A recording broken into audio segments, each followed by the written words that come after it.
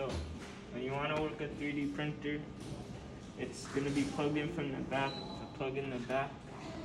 My filament's already in. You just hit this power button right here. It'll load up. Okay. And then you click preheat, extruder on. If you click off, it's gonna heat the plate, but this isn't a heat plate, so you just click start.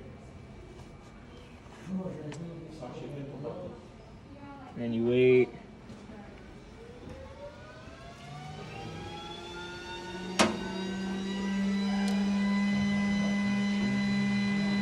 This is gonna take a while. It takes maybe like 2 minutes maybe.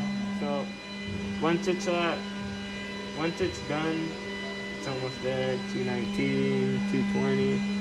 Once it's done, you click the green arrow right here. Then you click build. This is for when you have the computer plugged in, but we don't have that right now. There is internal storage. That's all of this. You could go down. And this is all the stuff that's already in the 3D printer.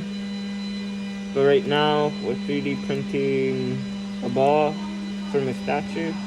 And then before we do that, we're gonna come over here. We're gonna take this out, wipe it off, and then we just spray it a little coat.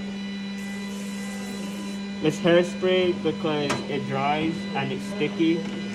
And that's so the filament doesn't slide around. And then we click build, and there, done.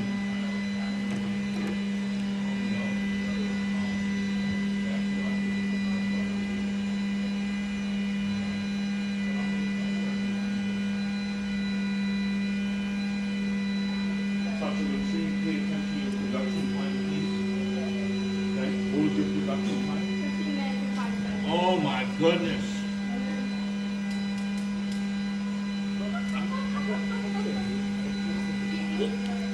I'm still testing everything. I can help you.